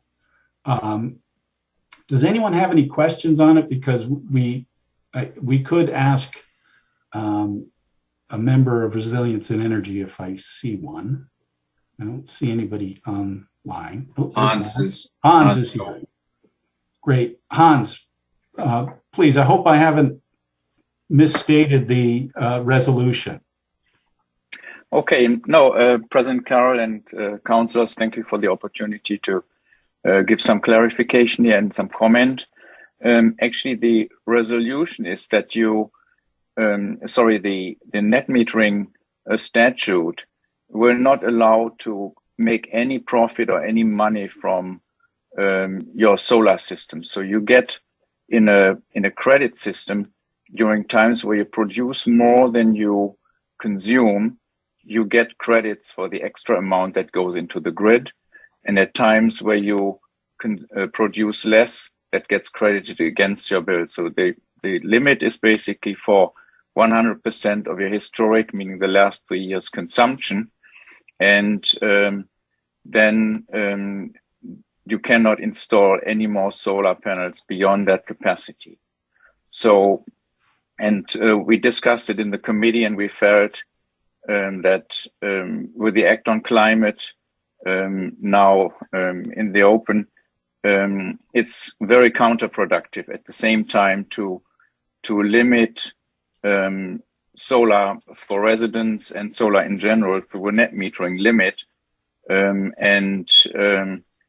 So it really contradicts the spirit of the Act on Climate in a time where any contribution to expanding renewable energy should be highly welcome. So the suggestion is to open up and remove the limit so you can put more solar panels past your historic consumption on the roofs. And for the extra energy or electricity you feed into the grid, you would get reimbursed at cost rate. So basically, National Grid is cost neutral. There would be no taxpayer money involved because at the moment the rate we pay is passed through National Grid to the generators, and that would put a resident into the same position. They would get basically reimbursed at their rate for any extra energy. There are a number of other, I think, implications from the limit. Think about Solarize Barrington. We are planning another event, and we felt it's almost embarrassing to get out there and encourage residents to put solar on their roofs and, of course, advertise this with, first of all, they can do something good for the climate. Second, they can also produce their own energy because every single kilowatt hour you produce on your roof is directly replacing an equivalent of carbon burning. And then tell them once they get motivated, well, don't get too far because actually you can only put so much up. I think it's very contradictory. And also at a time where we really need any contribution to increase the amount of renewable energy, we should include and encourage the residents and not demotivate them. And I had discussions with our solar installer and some others, and there's actually quite a number of residents who want to install more than just the bare-bone limit. And I think it's a shame that we demotivate these residents and tell them, well, your contribution is really not wanted. And I think also looking into the future, we will benefit from using available space instead of putting solar farms up. We had some controversial discussions about solar farms that were put up in the state where trees were removed to create space. I'm not opposing additional solar farms. I think any contribution at this point is really necessary and will help. But we can use available space on the rooftops and not limit it. And then if you are in a situation where you plan ahead into the future, you want to put solar up now and size the system that if you buy an electric car in 1 or 2 years and then later on install heat pumps to replace your gas or oil furnace, you cannot size the system upfront to that size. You have to go again through a permitting process, and then a couple of years later when you buy your heat pumps one more time. And so there are actually also administrative hurdles for the residents. And I think that's altogether something where I fear we miss an opportunity in the state. So that was the idea behind the net metering limit removal resolution, basically, to say it that way. And let me make sure that I'm understanding correctly. As it currently stands, you can do up to 100% of your average historic usage over 3 years. And you're actually paid for producing that, which helps to offset your power costs, but also helps to offset the cost of doing it. You're paid at a better rate. No, you're not under the current net metering law. You're not paid. You get credits that get credited against your imports from the net. So or from the grid, if you export your solar energy into the grid in times in the summer, let's say in high production times, you get a certain amount you get credited for every kilowatt hour, and that directly counts to pay for, in this sense, any kilowatt hour you consume during times, let's say night times or during the winter. So it cancels out, basically. This is how that works. But there is no cash payment or anything involved. Okay. And if you were to go beyond that 100%, the idea would be that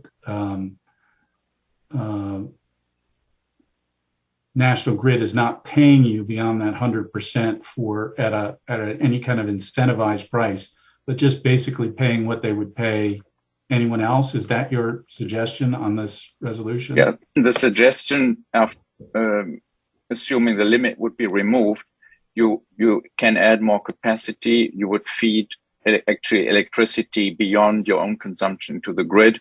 And the suggestion is to get reimbursed by the market rate. So there is no additional funding through either tax money or through cross-charging to the other ratepayers involved. Right. So you get paid basically what National Grid would pay for the electricity you consume to any other generator. Right. Right. So whatever they're paying, Acme Solar that has, huge or whatever, they'll pay, John and Jane Smith. Yeah. Okay. Okay. Any questions for Hans? Thank you, Hans. Appreciate the explanation. You're welcome. Thanks for the opportunity. I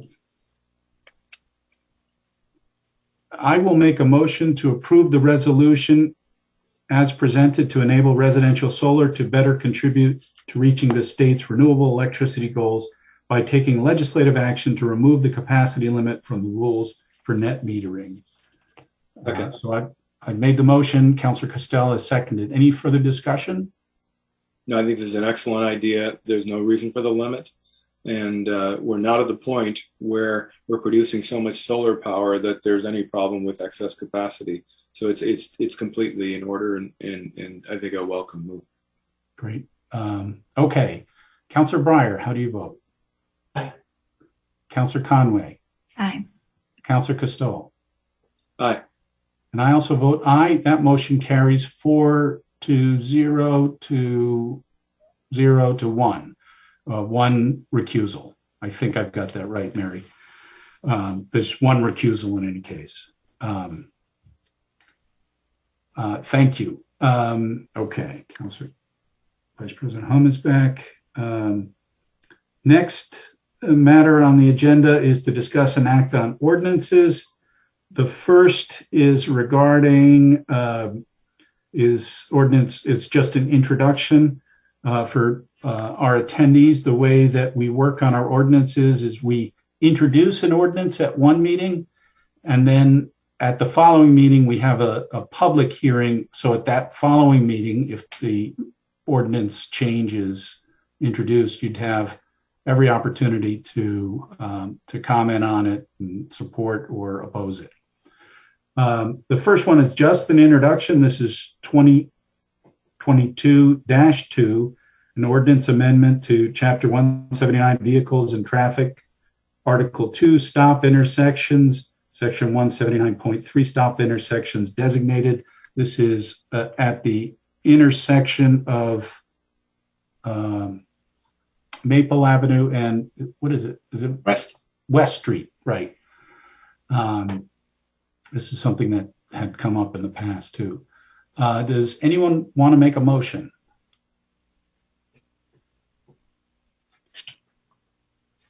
I will make a motion then to introduce ordinance 2022-2, an ordinance amendment to Chapter 179, Vehicles and Traffic, Article 2, Stop Intersection, Section 179.3, Stop Intersection Designated, and set a public hearing for March 7, 2022. I've made the motion. Is there a second? Second. Seconded by Councilor Costello. Any further discussion? Vice President Hum, how do you vote? Aye. Councilor Breyer. Aye. Councilor Costello. Aye. Councilor Conway. Aye. And I also vote aye. That motion carries. The next one is a public hearing, and this is on 2022-3. This is a renewal of our declaration of emergency. I am opening the public hearing. Would anyone like to be heard on this? Okay.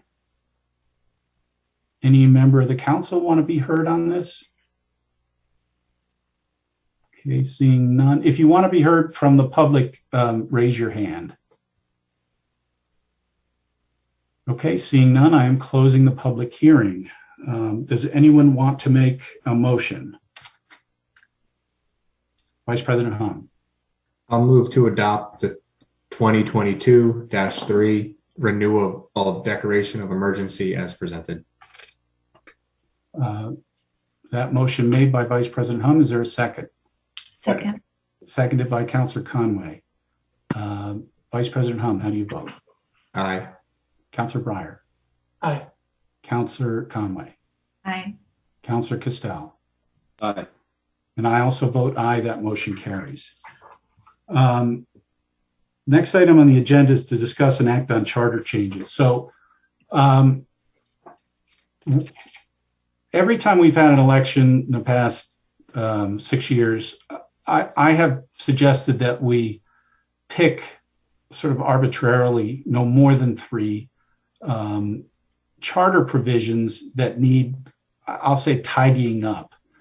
Not really a substantive change, not to change things dramatically, although that has happened with a couple of changes, but mostly to clarify things. Sometimes there's this vestigial language that is no longer needed, or I don't know, we had some provision regarding constables that the police chief could appoint or something like that, that was really, no longer viable. I think that was one of them.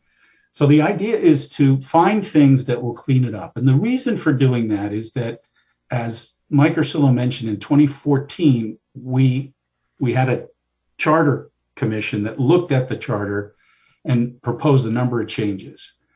And there were a lot. I can't remember how many there are, but there were a lot. And I felt at the time that the charter commission should be really focused on substantive changes, that if they feel that's the case. If you put 25 charter changes in front of the public, it's easy for the sort of important substantive changes to get lost in the noise of ones where you're just correcting some grammatical error or something. So I want to try and clean that up so that when the Charter Commission comes in, and I think they would start next year, it would be on the 2024 election, that when they come in, they can really focus on the substantive stuff. So an example, I think, would be the one that we saw earlier today regarding the solicitor. And so all I'm doing today is asking that council members kind of take a look and that our town manager sort of take a look and see if they can come up with 1 or 2 or 3 that they think are important. We'll see if we come up with the same ones. If we don't, we can just prioritize them and just pick a couple or 3 that would be on the ballot this fall. Mary, when would those charter changes need to be in to make the ballot? Usually, I know Rob Rock asks for things around July. Okay. But if I recall correctly, we don't meet in July. You know how that holiday with the 4th of July. So I would want it, approved by May. Yeah, June the latest. Okay. So we have some time, a little bit of time to look at it. And, if you want to get input, if the public wants to make some input on this. But really the goal here is not to make substantive changes. We could, if someone feels there's a real need, but the primary goal is just to sort of tidy up the charter. Unless anybody has anything they want to add to that, that was all. I just wanted to introduce the thought, and then we can come back each month and see if we can add some to the list. Councilor Breyer. I have something not directly a charter change, but I think it's within the general topic and it's good to surface in advance. But with a charter commission coming up in about 1.5 years, they'd probably get to work or sometime around then. We've heard a lot over the last few years that the financial town meeting could use some updating or modernization or a closer look. And I just wondered if we might want to consider putting together a committee in advance of the Charter Commission to do some exploration to look at what might be possible in terms of updating the financial town meeting, so that when the Charter Commission gets together, they can get a report from that committee, so that maybe they can have 2 financial town meetings to look at, evaluate. I just wanted to surface that as something we might want to get ahead on. Sure. Yeah. And that would take a charter change. We've had, it seems like every 3 years or so, we have something come up where somebody wants to eliminate the FTM, somebody else wants to change it. And we've had, I can remember maybe 3 times where we've had, members of the public come in, and I think it probably would take a committee, because when the members of the public come in, there's a couple of people who have ideas, and there just doesn't seem to be a lot of interest at that level. It would take, I think, some focused minds. So we can certainly put that on the agenda to talk about on an upcoming agenda.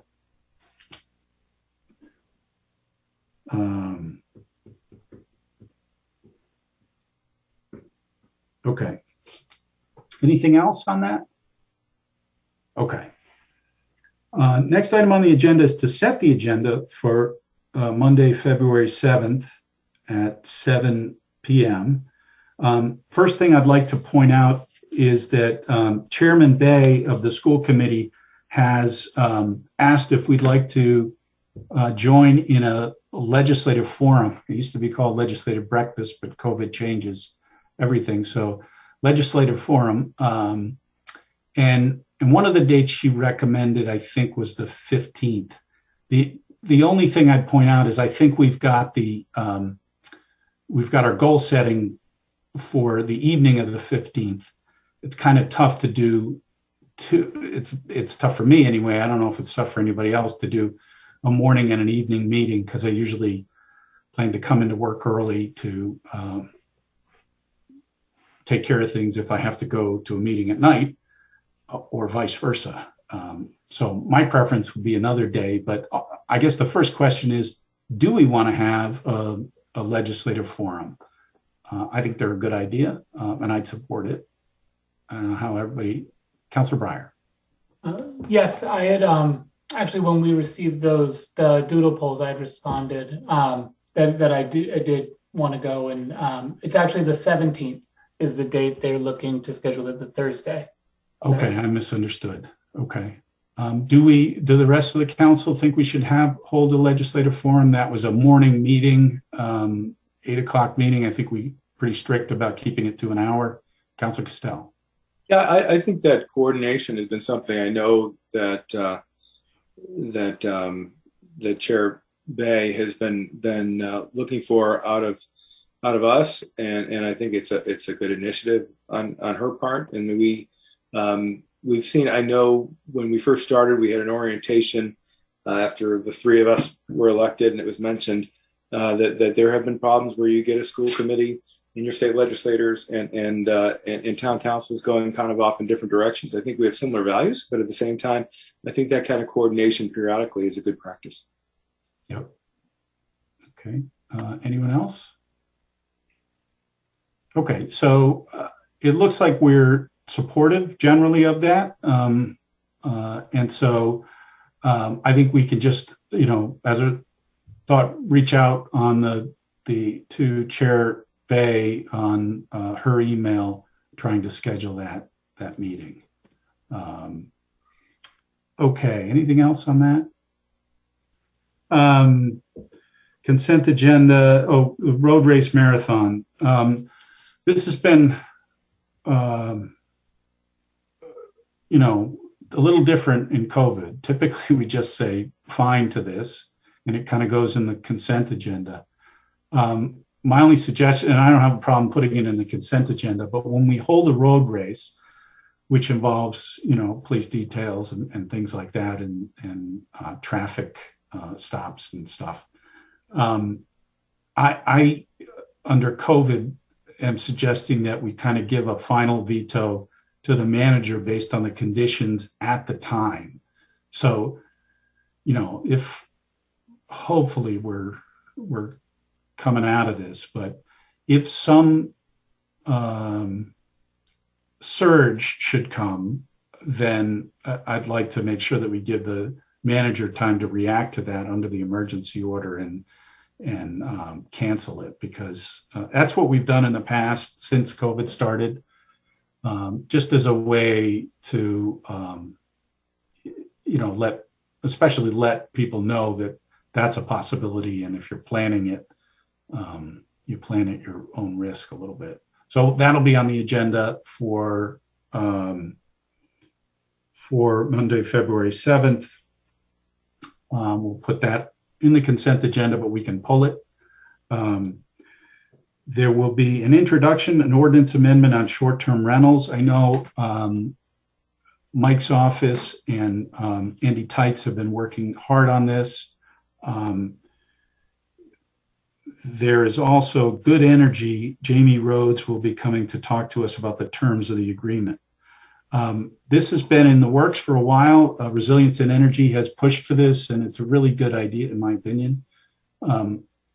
So we'll be hearing more about it, but basically we use the negotiating power of all the residents of Barrington combined with the residents of, I think Warren, East Providence, and maybe Providence. We'll hear more about that, to negotiate prices for residential power. And try to create opportunities for the use of greener power. Right now we get, I want to say it's 12% as a default for green energy, but we're going to try and do it so we can get the option for 100, or people can stay at the default level or something in between. So that'll be on, and hopefully we'll hear more about that in March. Anyone want to add anything to the agenda now? Councilor Castell, please. I have to speak up for my baby, as you called it. Assuming that the ad is run on time, pursuant to state law, the saga of the Prince Ali liquor license will hopefully come to a happy conclusion. And that would be something that if the ad gets in time, that we would want to add for next month. Okay, right. Anything else? Okay, as always, just feel free to shoot me a note or call me, and I'm happy to put it on the agenda. So, okay. So the next item on the agenda is for us to move into executive session. This is a little bit different than when we go into another room. We're going to have to go into another Zoom. So Phil will keep this open. And then we'll move into another Zoom, and then we will resume. We'll step back into this. So people the attendees are welcome to stay. Usually we don't conduct a lot of business after. We may make a vote that you'll hear about in this session, but do I hear a motion pursuant to 42465A2 collective bargaining, Police International Brotherhood of Officers, Local 351, and to discuss executive session minutes from November 1, 2021 for placement on the March 7th, 2022 Town Council meeting agenda? So moved. Motion made by Councilor Castell and seconded by Councilor Hum. Vice President Hum, how do you vote? Aye. Councilor Breyer. Aye. Councilor Conway. Aye. Councilor Castell. Aye. And I also vote aye. We're moving into executive session. Thank you.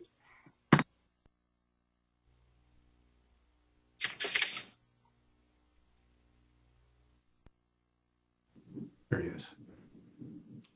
Okay, Mike, you have everyone. So the motion to be made is to close the executive session, reconvene into public session, and seal the minutes of the executive session.